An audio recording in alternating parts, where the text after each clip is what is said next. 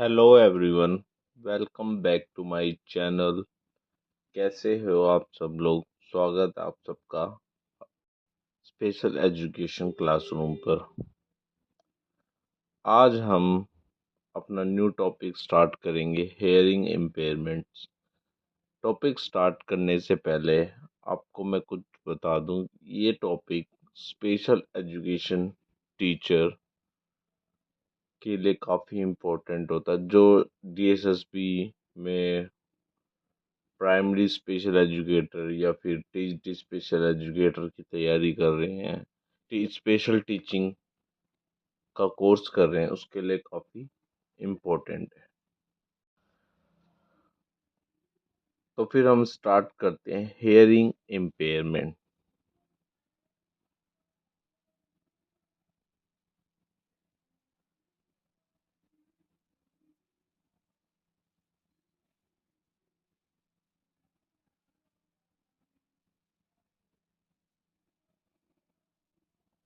Hearing impairment का मतलब है कि हमारे ईयर से रिलेटेड कोई एबनॉर्मिटी क्रिएट होने की वजह से हम सही से सुन नहीं पाते हैं। हियरिंग इम्पेयरमेंट या तो पार्शियल हो सकता है, ईयर के किसी हिस्से में हियरिंग में लॉस होना, या फिर कंप्लीट हो सकता है। कंप्लीट यहाँ पूरी तरीके से लॉस हो जाना, आप किसी भी तरीके का साउंड की सेंसिबिलिटी को सुन ना पाना। अब मोस्टली आपने देखा होगा कि इससे इफेक्ट क्या आता है, बच्चे के एजुकेशन में क्या इफेक्ट पड़ता है, उसकी स्पोकन लैंग्वेज में इफेक्ट आता है। और बच्चा धीरे धीरे अनसोशलेबल हो जाता है। सोशल मतलब सोसाइटी से इंटरेक्शन करने में दिक्कत होती है उन्हें, और उनका इमोशनल डेवलपमेंट नहीं हो पाता है। तो हम टाइप्स ऑफ ईयरिंग लॉस पढ़ने से पहले हम इस ईयर के कुछ पार्ट जान लेते हैं कि ये किन किन वजह से होता है।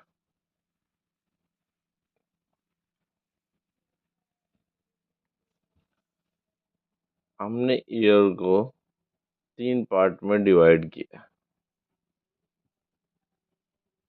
कितने पार्ट में? 3 पार्ट में।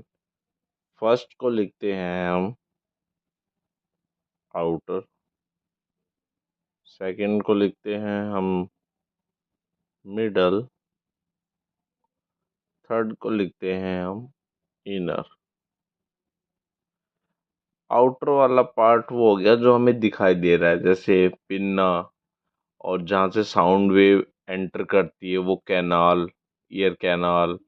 और आप लास्ट में जो आपने देखा होगा कि जो देसी लैंग्वेज हम यूज़ करते हैं, कान का पर्दा, वो सब आउटर ईयर में आता है। मिडल के अंदर आ गए हमारे ओसिकल,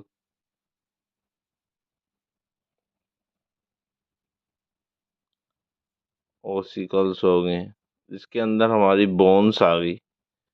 अब बोन्स कौन कौन सी होती है? तीन तीन टाइप की बोन होती है ईयर में। एक होती है स्टेप्स, इनकस, मेलिस, मेलिस। ये 3 तरह की बोन होती है। इसमें किसी तरह की एबनॉर्मिटी क्रिएट होती है तो हमें ये सुनने में, साउंड को ग्रैब करने में प्रॉब्लम होती है। मोस्टली ये हड्डियों का, जैसे बोलते हैं ना, डॉक्टर कहते हैं कभी कि हड्डी का बढ़ जाना, इसकी वजह से प्रॉपर वर्क नहीं कर पाता ये। इनर के अंदर हमारा आता है auditory nerves.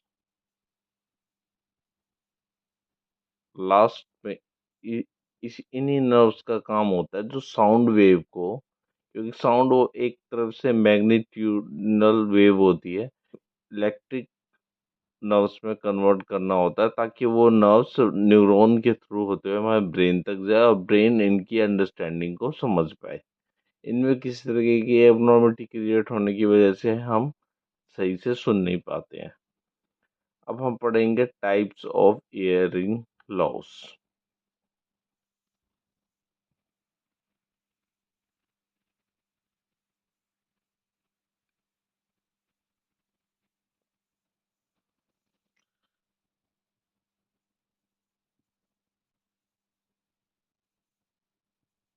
Types of hearing impairments के अंदर हम फर्स्ट लॉस पढ़ते हैं,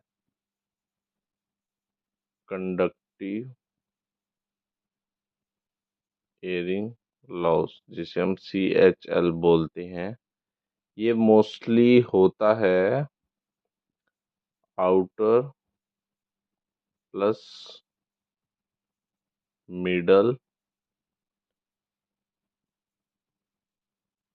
part of year.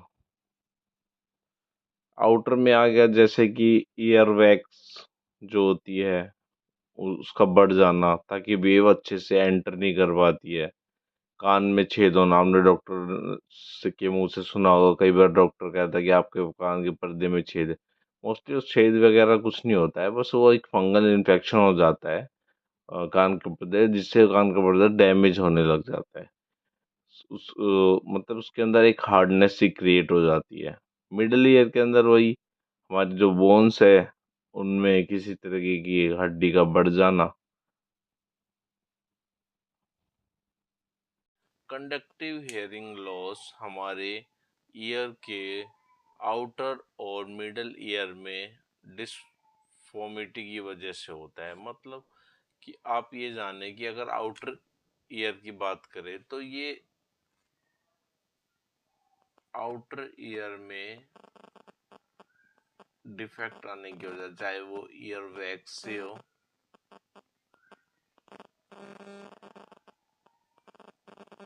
Ear wax का बढ़ जाना,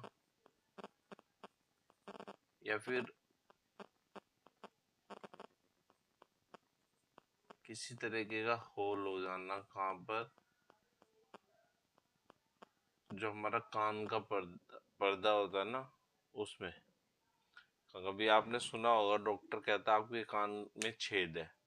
कान में छेद नहीं है, कान में जो एक हमारा ये जो कान का पर्दा होता है उसमें किसी तरह का फंगल इन्फेक्शन बन जाता है।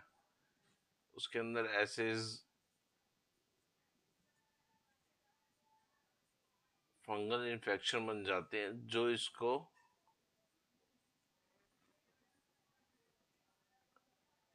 इफेक्ट पहुंचाते हैं और इसे कमजोर कर देते हैं, हमारे कान के पर्दे को। ठीक है। और सेकंड जो है हमारा है मिडल। ये तो फर्स्ट हो गया, अब आ गया मिडल। अब मिडल ईयर में जो हमारे ओसिकल्स हैं, हमारी बोन्स है, उसमें किसी तरह की एबनॉर्मिटी क्रिएट हो जाना, मतलब कान की हड्डी का बढ़ जाना। ठीक है। तो जिससे जो साउंड वेव है वो अच्छे से हमारे ब्रेन तक नहीं पहुंच पाती है। ये आ गया मिडल और आउटर ईयर की। जो ईयर की आउटर और मिडल पार्ट है उनमें किसी तरीके की एब्नॉर्मिटी क्रिएट हो जाना।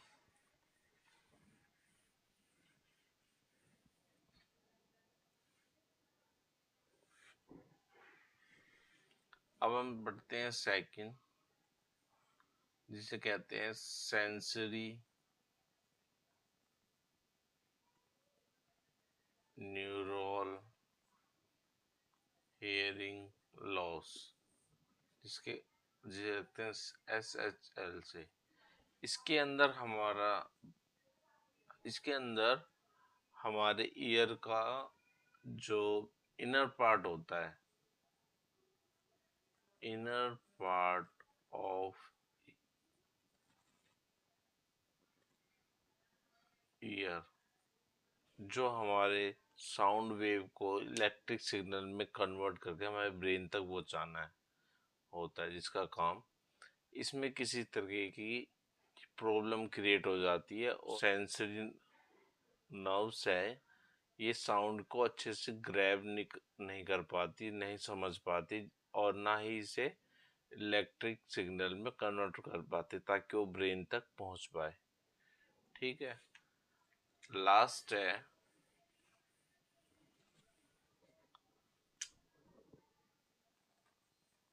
मिक्स्ड हियरिंग लॉस, जिसे HL से डिनोट करते हैं, और इसके अंदर CHL plus sensory hearing loss, इन दोनों का मतलब हम जान चुके हैं। इन दोनों का कॉम्बिनेशन की वजह से मिक्स्ड हियरिंग लॉस होता है। जैसे कि हमने इसमें ईयर के तीनों पार्ट आ गए, आउटर, मिडल और ईयर। तो आज के लिए इतना ही। आई होप आपको वीडियो अच्छी लगी होगी।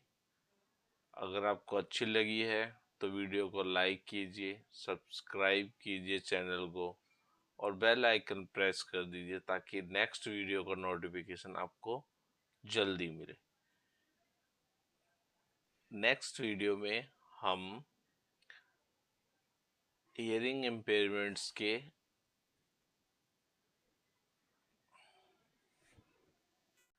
नेक्स्ट वीडियो में हम क्लासिफिकेशन ऑफ HI पढ़ेंगे, जिसे कहते हैं हियरिंग इम्पेयरमेंट्स, जो कि WHO ने दिए, वर्ल्ड हेल्थ ऑर्गेनाइजेशन ने। हम कॉज के बारे में जानेंगे, किसकी वजह से होता है ये। जैसे हम पढ़ते हैं कभी हेरिडिटी की वजह से हो गया हियरिंग लॉस, या फिर नॉइज एक्सपोजर हो गया, या फिर हेड ट्रॉमा हो गया। इनसे रिलेटेड हम इनके कॉज को जानेंगे, और साथ ही करेक्टरिस्टिक्स, सिम्टम्स क्या हो सकते हैं हियरिंग लॉस के, और उसके इन सिम्टम की वजह से हम एजुकेशन की फील्ड में जो बच्चे होते हैं जो हियरिंग लॉस जिनको हुआ होता है, उनकी एजुकेशन को कितना बेहतर बना सकते हैं, इन सब के बारे में जानेंगे। तो थैंक यू।